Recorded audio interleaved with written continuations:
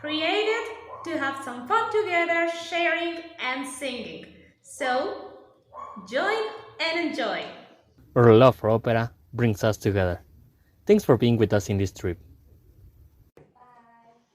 And the tempo was a little different from what I expected, but I would love to sing. I would sing that phrase or those phrases of "Es Satan conduit la balle, da da da da da da da da da da da." I really, really, really, really love, and I really envy the basses for being able to sing that, on stage and every time they want. Maybe we should give a couple more words around Fausto, which has also an important aria for this time again a mezzo, which should be sung for a young man. A very short but nice aria as well, and we also have Fausto's aria, Salut demeure chaste et pure, which is not that often sung, and I think that the problem is the high C. So not every tenor wants to bring an aria like that, singing a high C, and that is why it is usually omitted, and that is why it is more famous, the Mephistopheles aria, as well as Marguerite's aria. And it's time to move on for another extraordinary composition, very well known, first written by Shakespeare and taken and copied and rewritten 1,000 times. And we are going now for Romeo et Juliet. Romeo et Juliet. The iconic young lovers separated by the hate of their two families. And this, I call it Romeo and Juliet. I call it the duo's opera because there is something happens, there is a duo. Something happens, there is a duo. Something happens, there is an aria, but something happens and there is another duo. And then something happens and there is another duo. And the way these duets were written is so spectacular to a soprano and a tenor with nice lyrical voices, very good high notes, because the way Gounod wrote it is with huge, expensive high notes. Not so high that we would say they are reaching the high C or high D, but high that they are in the upper register all of the time with very loud, very well matching voices. That those duets are, I think that the latest two voices that matched very well together were Anya Netrebkos and Rolando Villazon's. In the early 2000s, they sang a good number of times, yeah, both in concert and in the opera itself, the Romeo and Juliet, because their two characters really matched very well together. They were very believable when singing this opera, and there are not so many singers who can, to find good voices and to have them match, it's almost impossible to get. And from this very beautiful Romeo and Juliet, we have the next excuse for sopranos to do whatever they want. And again, we have one of the greatest favorites of all times by Juliet, where she basically tells us that, well, She was, she'll do whatever she pleases, right? Basically. and that's not me. And that's not you. Of course, that's not you. And this lovely piece, I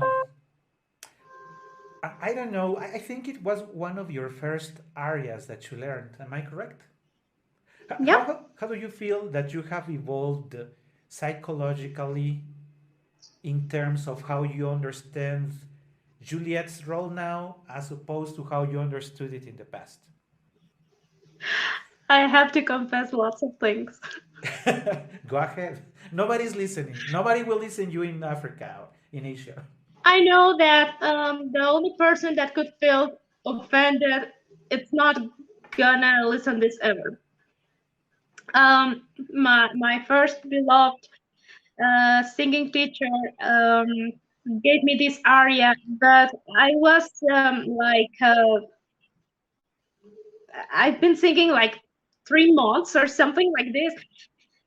I mean, now I know that I wasn't ready to sing something like this, but I read someday that if a bee could know about physics, she wouldn't fly. And I know that I was that bee because I didn't know that I couldn't sing it, and I did. Probably it was not my best performance. Probably it was not. Um, because now I understand the score and the character and lots of things that I didn't saw in that moment. But the good part of it is that I was in touch with this kind of music since the very beginning, and that made me turn a simple person that has no fear to try anything.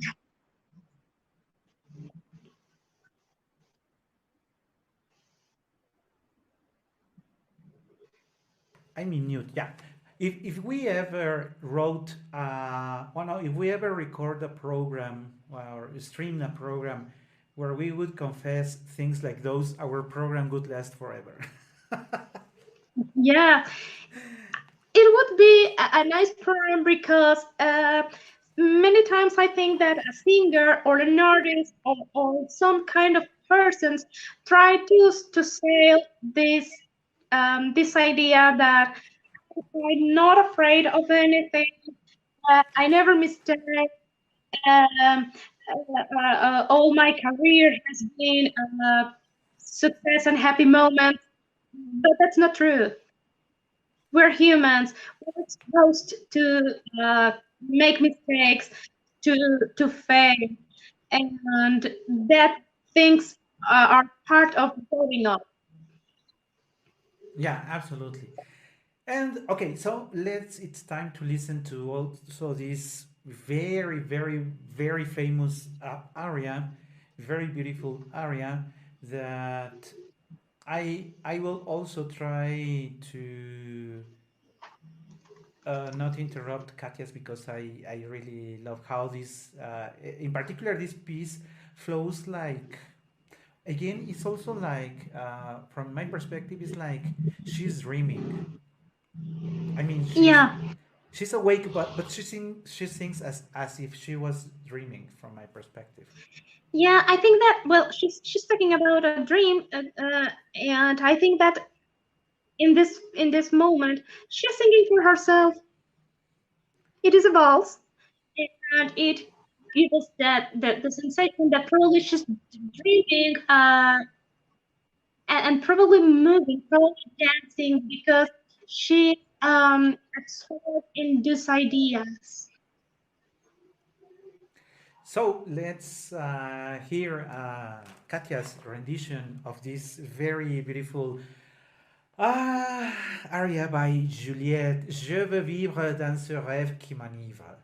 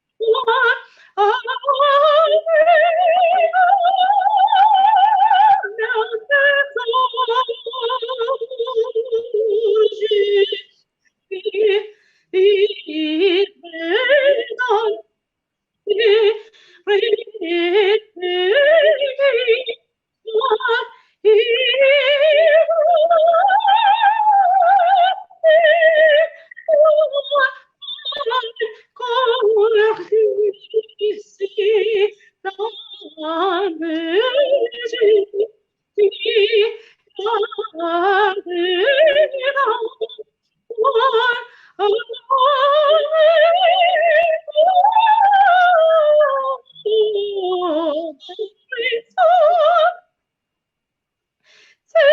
vrai, je ne sais que un jour.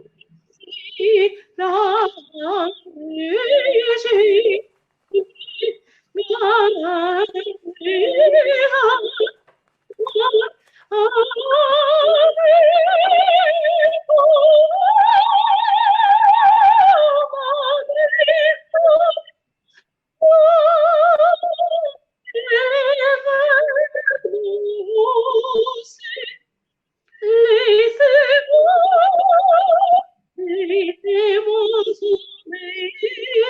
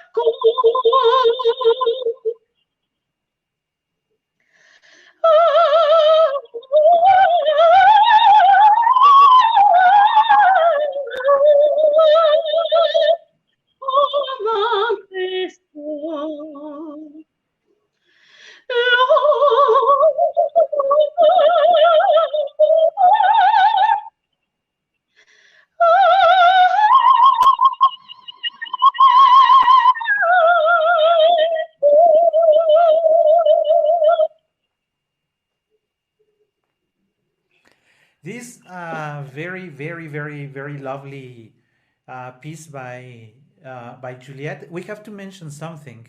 I was telling you before that Romeo and Juliet is written for two lyrical voices, soprano and tenor, and this aria that Katia just sung is anything but lyrical.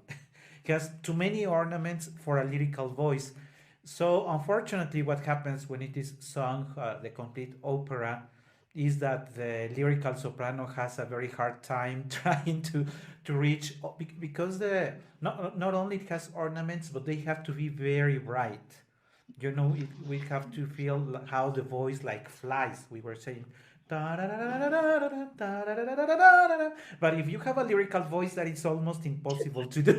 No, I can't imagine how they feel this. Let's remember that we have here in the score that it's the number 10. So there are notes before, of course. It's not the first thing that Juliet sings, and take this score after singing. You become a little tired, and you have to float this. I mean, if you are not at the Supreme, I don't want to imagine how does it feel. They certainly have a hard time because also maybe we should explain. I think you mentioned it before. When you're in a recital or when you're in an opera, for instance, let's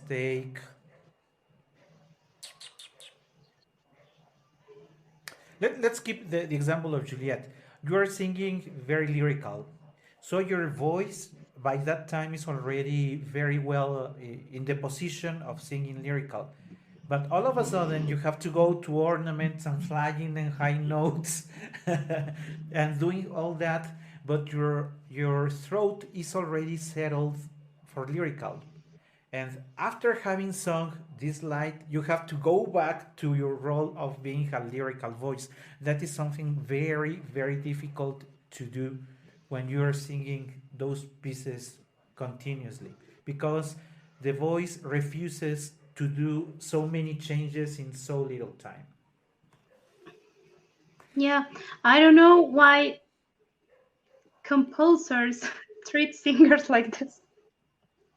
I have asked myself many times. I think they hate singers.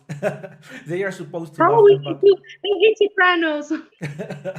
so they say, how can I make their lives miserable? Oh, I'm going to write it this way. Yeah, let's make her suffer. And even though if we are able to change a little the subject, and I would like to share this comment with you. This was a comment that I was having with Katia just before we started today's live program. That Le Comte d'Hoffmann and has a very, very beautiful duet, also very well known by many people. And it is the same case for Lacme, another French opera. We have the cases of two duets where one of the voices is a soprano and the other one is a mezzo. The two of them have a very light style, very lovely music, sorry, in the background. And the most difficult thing to achieve, again, two voices that can match very well together. Because if we go to Lacme, remember that Lacme is for a very high soprano, a very high soprano. She has the bell song a little ahead, always jumping between the D and the F, and doing those stratospheric notes. And usually the light voices do not have a nice central voice, and the mezzos have a very rich, exactly what the soprano doesn't have, the mezzo has it. So if the soprano's voice for this duet is, I'm going to say it like very like a cat, like that. When she tries to sing with the mezzo, it's just not going to work. And it happens the same case for the duet in Le Conte d'Hoffmann, Oh Belle Nuit, Nuit d'Amour. They match so well together that there are parts in the duet where you cannot tell where this is the voice of the soprano and what the mezzo is doing. That is so very difficult to achieve. It's pretty much like be listening one single voice with two not very different colors, and Absolutely it's difficult. magic. And it is very particular that I mentioned these two duets, but going back to the beginning of our program, I was mentioning the duet of the Pearl Fishers. Au fond du temps. So for some reason, it seems that when composing in French, duets tend to go very well in how they are matching their sounds, because there are very beautiful duets in Italian and in Spanish, of course, but I cannot think of any other duet that matches the two voices to perfection like in these three examples. And unfortunately, we're not singing anything about from Le Comte d'Hoffmann today. Katia has sung for But us amazing, not a real yeah, a good one. number of times before, so not this time. But you need to start thinking of I shared several programs ago Les Oiseaux. you sang Les Soissons, and that's the reason why we are not bringing anything from Le Conte of Man today. We will hardly ever hear a tenor singing Le Conte de Kleinsack. Il était une fois à la cour, dun, dun, dun. You never hear a tenor singing it on stage, so that's why. And this second season is the most popular arias. So Kleinsack is not one of the two most famous. The same case for the Romeo's aria in Romeo and Juliet. Hardly ever you hear it. That's why we're not bringing it today. But we don't have time, and it's already almost an hour. Believe it or not, I would like to just mention about Werther. Werther is also one of the favorite roles for a tenor, and I think there's been too much abuse on this role as well. It's a very long role to sing, and the aria Pourquoi me réveiller, which is the example that I was telling you earlier. I really hate how it is sung in French because of the many deformations of the E, and that's why I really don't like it that much. But I have to admit that it is a very I will never see you French ever again. I know you will continue to do. Yeah, I will always do whatever I want. I know that. I know that. And the thing with Pourquoi me réveiller is that it is a very intimate area that let's keep in mind that Werther is willing to commit suicide. Remember that Werther was in those years the icon of the young guy who lives in sadness. Werther is in fact a very sad guy. So when he sings Pourquoi me réveiller, in fact I think that the aria really doesn't start in Pourquoi me réveiller. From my perspective, it really starts when he says Toute mon âme est là. All of my soul is there. Because he barely has anything but the love of Charlotte, who happens to be married already. So when he writes, he says, Toute mon âme est là. All of my soul is there. And with that sad expression, the following expression cannot be as it's been done in the past 5 or 6 decades. Again, thinking this is Andrea Chenier or another heroic tenor. It has to be much more intimate. Pourquoi me réveiller au souffle du printemps? Pourquoi me réveiller sur mon front chanson tes caresses et pourtant bien proche l'automne descend de tristesse. Then you go for Pourquoi me réveiller? But from my perspective, it has to be like he lacks of breath when he says yeah oh souffle, like cutting the phrase, because when the tenor goes oh souffle, it's absolutely anticlimactic. He is expected to be suffering. So when he increased his voice, when he said Pourquoi me réveiller au souffle du printemps, you see, printemps, no, printemps. You know, when you keep the notes so long, everything loses sense. He's not singing a romantic expressionist area like it would be Puccini. It's not Puccini. It's not Rodolfo again. Que gelida manina pourquoi me réveiller. It's not like that. He's suffering, and in that suffering, his voice cannot be that strong all the time. Yeah, oh souffle du. No, it cannot be. Oh souffle. oh soffle di pronto. And then when the music, the violins enter, everything makes sense. And I think that one of the versions that I like the most of Pourquoi me réveiller is Nikolai Geda's. I think that Nikolai Geda does a very good interpretation of this area because he doesn't go to all those many extremes of keeping the voice for too long, and somehow, from my perspective, also understands the immense sadness of Werther.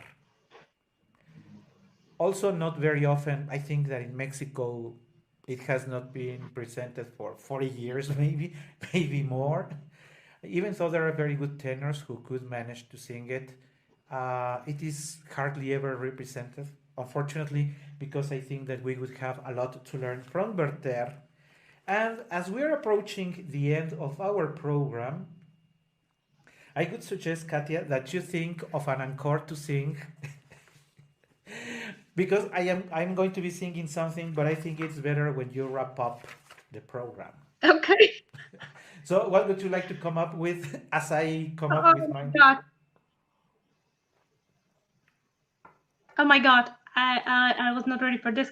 Uh, You don't have to answer now. I still have to sing one piece, and then I will pass it to you to close the program. okay. So you have around 4 minutes to think about what you would like to sing. Okay, okay. And I am going to do one of the things that Katia doesn't like me to do, but I also do whatever I want. And we have mentioned in the past that one of the most beautiful roles written for a mezzo is certainly Dalila. As in the case we mentioned before, Sanson could easily disappear and nobody would care. Truly, he doesn't think anything of relevance. But the three pieces that are written for Dalila are just perfect. It is for a low mezzo, maybe much better for a contralto. And the pieces that Camille Saint-Saëns wrote for Dalila is just perfect music. Uh, the words, the accompaniment of the music is is somehow like sensual because remember that Dalila has to seduce Sasson, and and this is why this is also called the seduction aria because people say that it is a love aria, even though mon cœur s'ouvre à ta voix means my heart opens to your voice. Let's remember that she's lying. She doesn't love Sanson. She's just trying to convince him to, share the secret that he has been keeping for himself. But Camille Saint-Saëns makes it believable because the music, moreover, when you hear it with the full orchestration, it is believable. You really feel like you can be seduced by her. And you know that the beauty also remains in the details. And I think that when you add some parts more legato, or when you add some crescendos that diminuendos that are not written, I think or I feel that the area is even more enriched. So my participation today ends with this Mon cœur s'ouvre à ta voix, which we must thank Camille Saint-Saëns for this absolutely beautiful music. And right after that, we are going to give, or we are going to ask Katia to sing an encore for us today. So those are the minutes that you have. As much as Mon cœur s'ouvre à ta voix lasts, and then I'm ready. you're more than ready. Let's go for that then. Repetition is the best way to learn. That shouldn't have happened,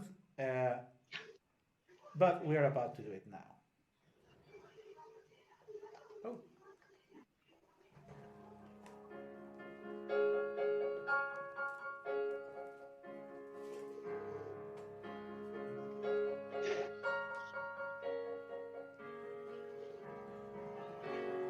Wait a second, this is not the one I like. Remember that I like a number of accompaniments that I really enjoy, and that's not the one that I liked. Let me see if this is the one. I think it was the one. I think this is the one.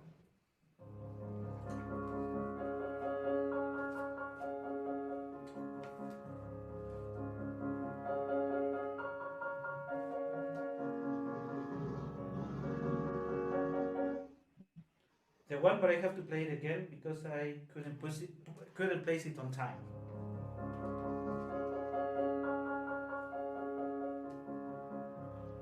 Mon cœur s'ouvre ta voix comme s'ouvrent les fleurs au baiser de l'aurore.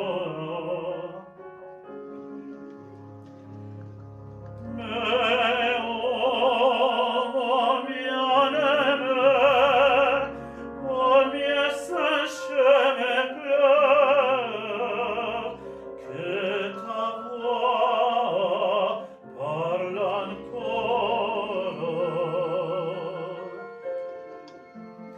Dis-moi, Catalina, tu reviens pour jamais.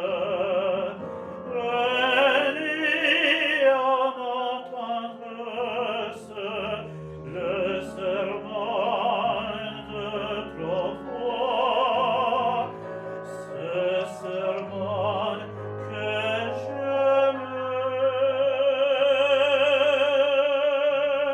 Oh,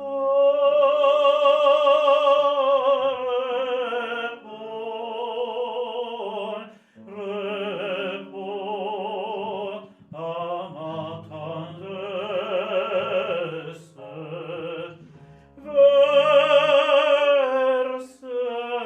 Verse-moi, verse-moi l'ivresse. Réponds à ma tendresse. Réponds à ma tendresse. Oh, verse-moi,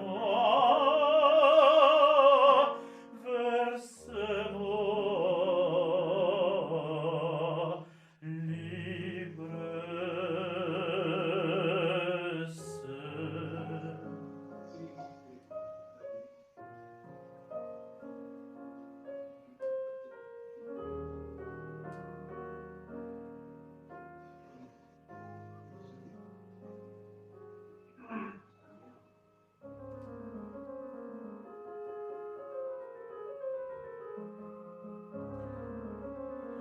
Ainsi comme les bleus, les amis s'ennuient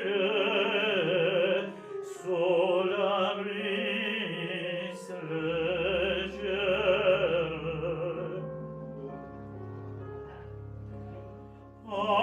Ainsi frémit mon cœur, prêt à se consoler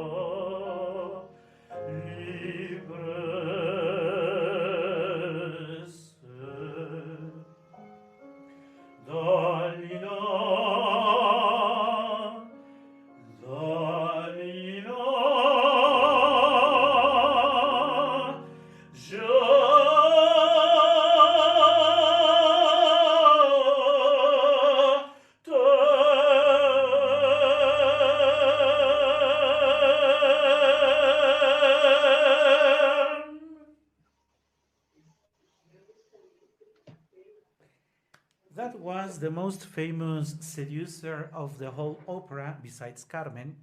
And we are going to wrap up today's program that we have dedicated to. Sorry for that. Let me see what's going on. Uh, we're going that we dedicated to La France today. And what is it that we are wrapping up today with, Katia?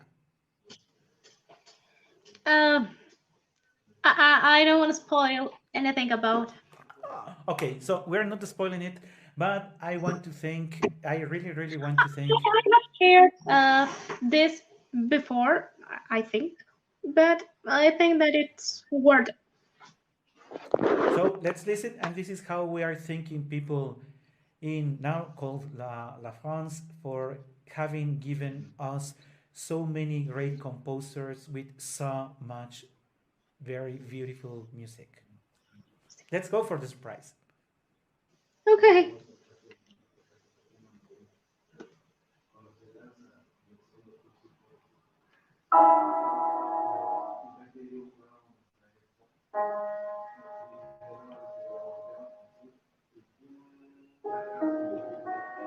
L'étranger